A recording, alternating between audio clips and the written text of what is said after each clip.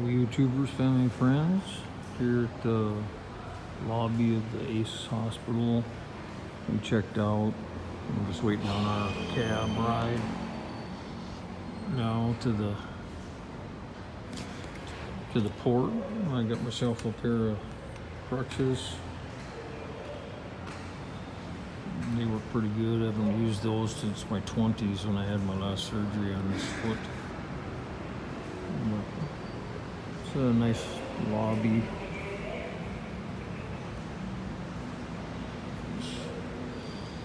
Can't wait to get home. You know, I've been away from our 3-year-old sons for almost a week.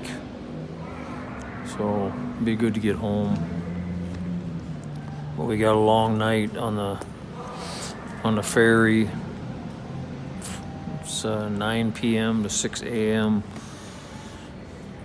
And it's a lot more people this time too.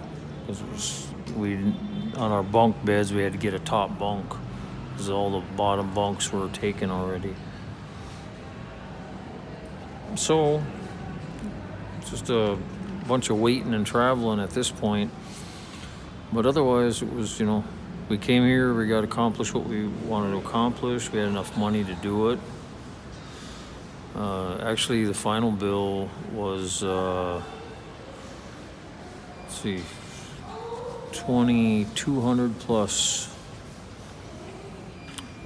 plus $400, so it was $2,600. But like I say, if you add in the food and the travel and the taxis, because we had to go get these crutches and go get medical supplies and dressings from a different hospital across town and stuff. So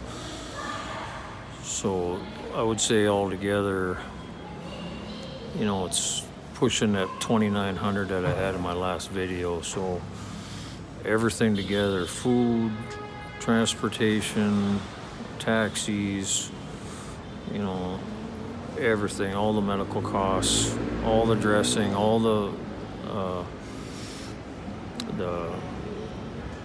antibiotics. And we bought antibiotics so I can be on those for one more week while I get home. But I was able to get my boot on. I just loosened up the laces and I was able to get it on. It's kind of a little bit tight, but it's secure and it's protected from getting beat up trying to get from here to the ferry. Maybe I'll take my boot off once I get in my bunk, and so I can hopefully sleep tonight. I didn't get much sleep last night, maybe 2.5 hours at the most, because the nurses and the girls are always coming in wanting to ask you how many times you peed, how much water did you drink, how many times did you have a stool. I mean, it gets crazy after a week of that, being asked how many times you pee and poop every single day. It's just like, So anyways, my hemoglobin is a little bit low still. I'm taking supplements, iron, folic acid, and B12 supplements for that. And I'm assuming that's from my bone marrow now, trying to make new red blood cells now after being 2 years of fighting that infection. And now my whole system's kind of doing a retake, refreshing itself. My immune system's refreshing itself. Everything's trying to change back into a normal mode. So the only inflammation now I have left is my foot, healing. So the wound there healing, and I think I have like 7 stitches, and those stitches will be pulled out on the 4th of November. So that's really not what I'm worried about. The thing I'm worried about is the open part of the wound. But I got everything I need to keep it clean, keep it, this healing process moving forward. So hopefully that heals okay. What else was that?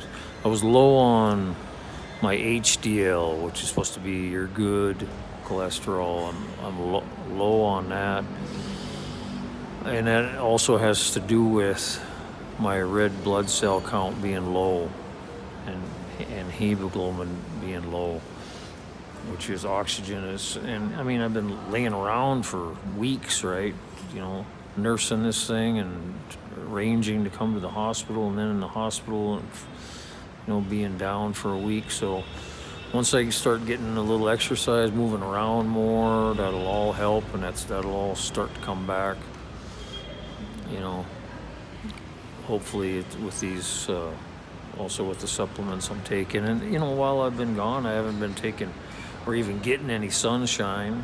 So sunlight, I'm sure I'm deficient on vitamin D right now, vitamin C. You know, I take that stuff when I'm home to help my immune system stay strong. So I'll get back in a routine of being home and being back on a more strict of a carnivore diet. And you know, we got some shopping to do right when the ferry lands there. We're going to go to Dipolog instead of home, because we got, this time of year is the only time you can get real good ham. I mean, you can get that year round in the U.S., but this time of year, the only time they put it in the grocery stores is in the holidays. They start to put it there at the very end of October. So we're going to go to Dipolog, try to get a bunch of hams stocked up in the refrigerator. And they don't make big hams, right? They make these ball hams. They're just small. And I like the real pork cured ham. I don't like the chicken ham and the turkey ham and all that. No, just the real ham. So I make sure we'll be getting 20 of those little ball hams, and they're like, I think around 800 pesos a piece, something like that. Maybe, unless they went up from last year, I don't know.